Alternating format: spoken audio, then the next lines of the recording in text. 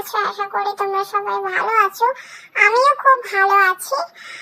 চলো next part শুরু করা যাক। আর হ্যাঁ, এটা শুধু বিনোদনের জন্য বানানো হয়েছে, বিনোদনকে বিনোদন হিসেবেই নেবে, কোনো কেপঅপ আইডলকে ছোট করা হয়নি, কেউ সিরিয়াসলি নেবে না। চলো গল্পটা শুরু করা যাক।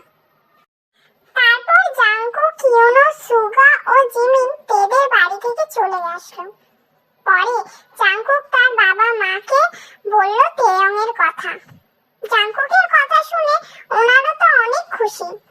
তারা বলেই দিয়েছে, তোর খুশিতেই আমাদের পছন্দ। তার আর তের মেয়েটাকেও নাকি পছন্দ করেন। অবশেষে বিয়েটা হয়েই গেল তেকুকের। তেকে একরকম জোর করে বিয়েটা দেওয়া হয়েছে। এখন প্রায় রাত 12টা বাজে। আজ জাংকুকের ফুলসজ্জা। জাংকুক, সুগা আর ইউনো ছাদের ওপরে বসে বসে আড্ডা দিচ্ছে। এমন সময় জিমিন ওপরে আসলো আর এসেই জাংকুককে দেখে বলল, কি রে তুই এখানে? তো কোথায় থাকবো? আজকে না তোর বাসর রাত? তের অনেক আগে থেকে একা একা বসে আছে, যা ঘরে যা। বন্ধু, যা, আর বসে থাকাটা ঠিক হবে না। এরপর জাংকুক উঠে আস্তে আস্তে রুমের দিকে হাঁটা দিল। এমন সময় সুগা পিছন থেকে বলতে থাকে, মামা, মনে করে বিড়ালটা মারিস, আর কোনো দরকার হলে আমাকে কল দিস। এই ফাজিল, তোর মুখে কি কিছুই আটকায় না? সবাই কি তোর মতো নাকি? জাংকুক কিছু না বলে একটা মুচকি হাসি দিয়ে ছাদ থেকে চলে আসলো। জাংকুক বাসর ঘরে সামনে দাঁড়িয়ে আছে। কেমন জানি ভয় লাগছে, আবার লজ্জাও লাগছে। অনেকক্ষণ দাঁড়িয়ে থেকে আস্তে করে দরজাটা খুলে ভিতরে প্রবেশ করলো। দরজাটা লাগিয়ে দিল। জাংকুক দেখলো তে মাথা নিচু করে বসে আছে। জাংকুক গিয়ে খাটের উপর বসলো। এমন সময় তে জাংকুককে বলল, তোর সাথে আমার কিছু কথা আছে। কি কথা বল।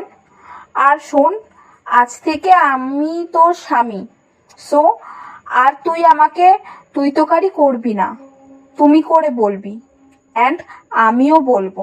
দেখ, তোকে আমি কখনোই স্বামী হিসেবে মানতে পারবো না। তুই জাস্ট আমার ফ্রেন্ড। তাহলে বিয়েতে মত দিলি কেন? তোর কি ধারণা আমি নিজ থেকে মত দিয়েছি? জীবন নেও না। মা আমাকে ওনার মরার দিব্যি দিয়েছিল, সেই জন্য আমি বিয়েটা করেছি। তোর মায়ের দিব্যির জন্য তুই আমার জীবনটা নষ্ট করবি নাকি? তো তুই এখন কি করতে চাস? তুই আমার কাছ থেকে জীবন নিয়েও স্বামীর অধিকার পাবি না, আর দেখাতেও আসবি না। তুই তোর মতো আর আমি আমার মতো। ওকে, আমি তোর ওপর কোনো অধিকার খাটাবো না। অন্তত আমার মা বাবার সামনে একটু নাটক করিস, না হলে ওনারা অনেক কষ্ট পাবে। চেষ্টা করব। জাংকুক কিছু না বলে খাটে ঘুমাতে যাবে, এমন সময় তে আবার চিৎকার দিয়ে ওঠে আর জাংকুককে বলতে থাকে, এই এই এই, কি করছিস? কি করলাম? ঘুমাতে যাচ্ছি। ঘুমাবি ভালো কথা, কিন্তু খাটে কেন? তাহলে কোথায় ঘুমাবো? যেখানে খুশি সেখানে ঘুমা। দরকার পড়লে সোফায় গিয়ে ঘুমা, কিন্তু খাটে ঘুমাতে পারবি না। এটা আবার কেমন কথা? খাট থাকতে সোফায় কেন ঘুমাবো? কারণ তোর সাথে এক খাটে ঘুমানোর কোনো ইচ্ছা আমার নেই, সো তুই খাটে ঘুমাবি না। জাংকুক কিছু বলল না। একটা বালিশ নিয়ে লাইট অফ করে সোফায় ঘুমিয়ে পড়ল। তেয়ং খাটে ওপর শুয়ে পড়ল। জাংকুকের ঘুম আসছে না। পরে জাংকুক উঠে ব্যালকনিতে চলে গেল। মনে মনে ভাবতে লাগলো, আমার মতো অভাগা হয়তো পৃথিবীতে দুটো নেই। এই বাসর ঘর নিয়ে কত কিছু চিন্তা করে রেখেছিলাম, বাট কিছুই হলো না। তের সাথে ফ্রেন্ডশিপটা না হলেই হয়তো ভালো হতো, সুন্দর জীবন পেতাম। নিয়তি বারবার ওর কাছেই আমাকে নিয়ে আসছে। এসব ভাবতে ভাবতে কখন যে চোখের কোণে জল এসে জমা হয়েছে জাঙ্কুক বুঝতে পারেনি। এমন সময় খেয়াল করলো রুম থেকে কান্নার আওয়াজ আসছে। জাঙ্কুক তাড়াতাড়ি রুমে ঢুকে লাইটটা অন করলো। দেখলো তে ফুপিয়ে ফুপিয়ে কাঁদছে। লাইট অন করতেই কান্না বন্ধ করে দিল। তারপর জাঙ্কুক তেকে বলতে থাকে, কিরে, তুই এখনো ঘুমাসনি? আর কান্না করছিস কেন? না, এমনি। তুই কোথায় ছিলি? বারান্দায় ছিলাম। ঘুমিয়ে পড়, বেশি রাত জাগলে আবার শরীর খারাপ করবে। তুইও ঘুমিয়ে পড়। জাঙ্কুক আর কিছু না বলে লাইটটা অফ করে দিল। জাঙ্কুক খেয়াল করে দেখলো তের ফোনের ওয়ালপেপারে বোগামের ছবি। জাঙ্কুক বুঝতে পারলো তে কেন কান্না করছে। হয়তো ছেলেটাকে অনেক ভালোবেসে ফেলেছে। জাঙ্কুক মনে মনে বলল, বালিকা, তুমি আমাকে চেনো না আমি কোন জলের মাছ।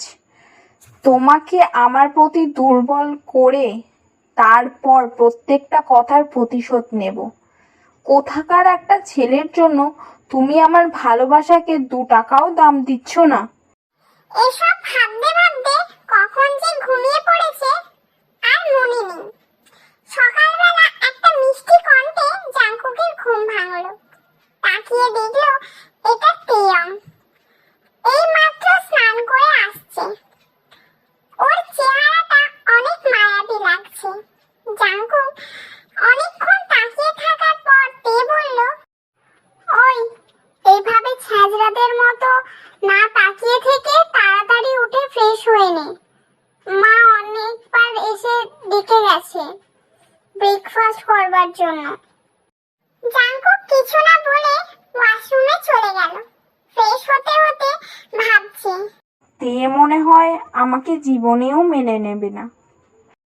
ফ্রেশ হয়ে রুমে আসতে জাঙ্কুক দেখলো তে মনমরা হয়ে বসে আছে। জাঙ্কুককে দেখে নিচে চলে গেল। তারপর জাঙ্কুক রেডি হয়ে নিচে গেল। গিয়ে দেখে সে বাদে সবাই বসে আছে। সবাই একসাথে ব্রেকফাস্ট করলো। এরপর নামজুন জাঙ্কুককে বলতে থাকে, ব্রেকফাস্ট করে দেখতো ইয়োনো আর সুগা কোথায়। ওদেরকে রাধুনির কাছে পাঠালাম।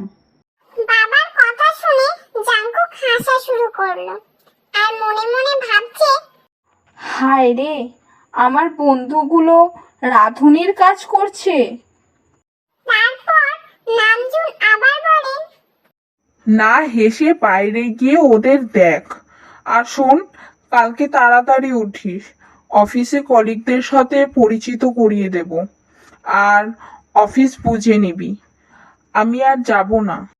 কিন্তু বাবা, জাঙ্কুককে পুরো কথাটা শেষ করতে না দিয়ে নামজুন বলল, কোনো কিন্তু না, যেটা বলেছি সেইটাই।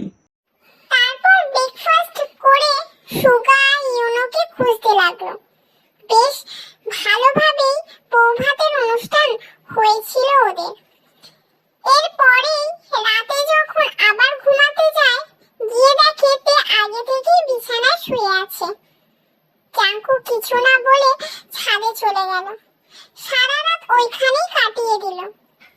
পরের দিন সকালবেলা ব্রেকফাস্ট করে নামজুনের সাথে অফিসে চলে গেল। নামজুন সবার সাথে পরিচয় করিয়ে দিলেন এবং এটাও বললেন যে আজ থেকে জাঙ্কুকই ওদের বস। সবাই জাঙ্কুককে অভিনন্দন জানাচ্ছে। সেদিন সবার সাথে পরিচিত হয়ে বাসায় চলে আসলো। এইভাবে 1 সপ্তাহ চলে গেল। এর সাথে জাঙ্কুকের আর তেমন কথা হয় না। দরকার ছাড়া আর কোনো কথাই নেই। সেদিন সকালে ব্রেকফাস্ট করে অফিসে এসে কিছু দরকারি কাজ সারলো জাঙ্কুক। তারপর চেয়ারটাতে গা এলিয়ে দিয়ে চোখটা বন্ধ করলো। এমন সময় সুকাই কল করলো। কি রে বন্ধু, কি অবস্থা? বিয়ে করে তো আমাদের ভুলে গেলি। আরে না, কি যে বলিস, তোদের কেন ভুলবো? বন্ধু, তোর বিয়েতে আসতে পারিনি, মায়ের শরীরটা খুব খারাপ ছিল, কিছু মনে করিস না। আরে না না, তো বল, আন্টি কেমন আছে এখন? আগের থেকে ভালো। তোর বাড়ির সবাই কেমন আছে? না রে দোস্ত, তেমন ভালো নেই, মা বাবা দুজনই অসুস্থ। এক কাজ কর, ওনাদের নিয়ে দূরে কোথাও থেকে ঘুরে আয়, যদি পারিস দেশের বাইরে চলে যা, ভালো লাগবে, বলছি শোন। ঠিক বলেছিস, আচ্ছা দেখি কি করা যায়। এই কথা বলে কলটা কেটে দিল। মনে মনে চিন্তা করছে, কোথাও থেকে ঘুরে এলে মন্দ হয় না। এগুলো ভাবতে ভাবতে জাঙ্কুক দেখলো টিফিন টাইমের সময় হয়ে গেছে। জাঙ্কুক হালকা কিছু খেয়ে নিল, এরপর চিন্তা করলো তেকে একটা কল দেবে। কিছুক্ষণ রিং হওয়ার পর কলটা ধরলো আর বিরক্ত হয়ে বলল, কি ব্যাপার, তুই এই সময় কেন কল দিবি? না মানে, খেয়েছিস কিনা জানার জন্য। দেখ, তোর আমাকে নিয়ে এত ভাবতে হবে না, আমাকে আমার মতো থাকতে দে। এই কথা বলে কলটা কেটে দিল। তো কিউটিরা, আজকের মতো এইটুখানি। তোমাদের আশা করি গল্পটা ভালো লাগছে। গল্পটা ভালো লাগলে লাইক কমেন্ট শেয়ার আর সাবস্ক্রাইব করে দিয়ে যেও। তোমরা বেশি বেশি করে একটু লাইক কমেন্ট করো। তো তোমরা বেশি লাইক কমেন্ট করো না, দেখো কিন্তু লাইক কমেন্ট করো না। প্লিজ লাইক কমেন্ট একটু করো, প্লিজ, আমি তাহলে জানতে পারবো যে তোমাদের গল্পটা ভালো লাগছে। Please please please. তো আজকের মতো এইটুখানি।